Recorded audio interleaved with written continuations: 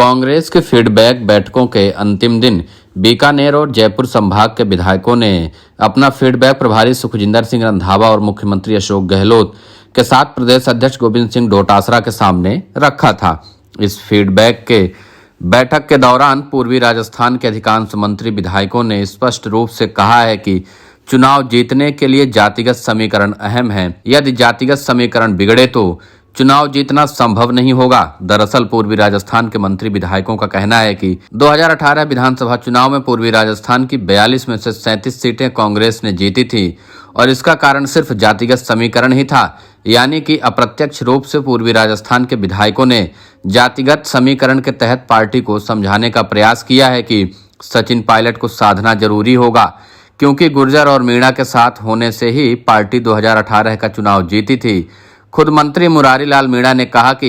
सचिन पायलट बड़े जनाधार वाले नेता हैं, ऐसे में उन्हें साधे रहना जरूरी है। दरअसल 3 दिन फीडबैक की बैठकें और 1 दिन के सेमिनार के दौरान चाहे प्रभारी और मुख्यमंत्री ने विषय कुछ भी रखा हो, लेकिन चारों दिन चर्चा का विषय कहीं न कहीं घूम फिर कर सचिन पायलट ही रहे। इसका कारण यह रहा है कि जिस तरह से सचिन पायलट ने 11 अप्रैल को प्रभारी रंधावा की ओर से पार्टी के खिलाफ कार्रवाई बताने के बावजूद अनशन किया था, उसके बाद दिल्ली से लेकर जयपुर तक सचिन पायलट के खिलाफ माहौल बनाने का प्रयास हुआ। प्रभारी रंधावा के बयानों के बाद 19 अप्रैल को जयपुर के सेमिनार में भी सचिन पायलट ही निशाने पर रह गए। इसके बावजूद विधायकों का एक तबका भले ही खुद को मुख्यमंत्री अशोक गहलोत के साथ दिखा रहा हो, लेकिन अंदर खाने वही विधायक अनौपचारिक बातचीत में कह रहे हैं कि यदि सचिन पायलट को अलग कर दिया गया तो सभी को बड़ा नुकसान उठाना पड़ सकता है। एक कैबिनेट मंत्री ने अनौपचारिक बातचीत में कहा कि 2018 से पहले हम सब लोग साथ थे, जिसमें सचिन पायलट भी थे, मैं भी था और मुख्यमंत्री अशोक गहलोत भी साथ थे।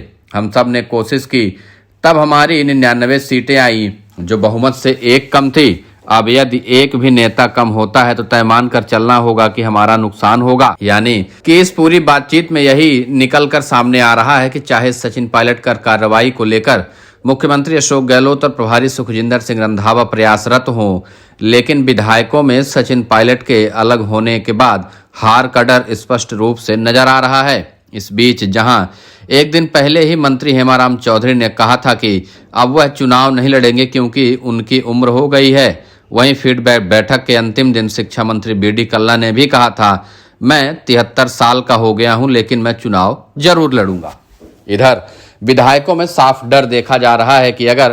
कांग्रेस हाईकमान सचिन पायलट और अशोक गहलोत के बीच की लड़ाई को रुकवा नहीं पाया और सचिन पायलट कहीं अलग पार्टी बनाकर या हाईकमान ने ही उनके ऊपर कोई कार्रवाई कर दी तो कांग्रेस पार्टी कितना भी प्रयास कर ले राजस्थान में चुनाव नहीं जीतेगी। विधायकों में इस बात की नाराजगी भी अब अशोक गहलोत के खिलाफ देखे जाने लगी है कि अगर सचिन पायलट को अशोक गहलोत साध कर नहीं रखते और खुद को ही नेता मानकर चल रहे हैं तो उनके नाम पर पिछले 2 विधानसभा चुनाव और भी हो चुके हैं जिसमें कांग्रेस बुरी तरह हारी है और विधायकों को अंदाजा है कि इस बार भी अगर अशोक गहलोत के नाम पर चुनाव हुआ तो फिर से कांग्रेस पार्टी हार जाएगी। अब इस हार से बचने के लिए कुछ विधायकों में तो चर्चा यह भी है कि सचिन पायलट के नाम पर चुनाव लड़ने और उनको पीसीसी अध्यक्ष के साथ चुनाव कैंपेन कमेटी का अध्यक्ष बनाए जाने की मांग को लेकर राजस्थान के आधे से ज्यादा विधायक दिल्ली हाईकमान से भी मुलाकात कर सकते हैं। कांग्रेस विधायकों में यह डर बैठ गया है कि सचिन पायलट जिस तरह से कांग्रेस पार्टी और अशोक गहलोत से अपनी नाराजगी दिखा रहे हैं, उससे तो स्पष्ट संकेत मिल रहा है कि कांग्रेस पार्टी चुनावों में जीत दर्ज नहीं कर पाएगी। तो करीबी सूत्रों का दावा है कि विधायकों ने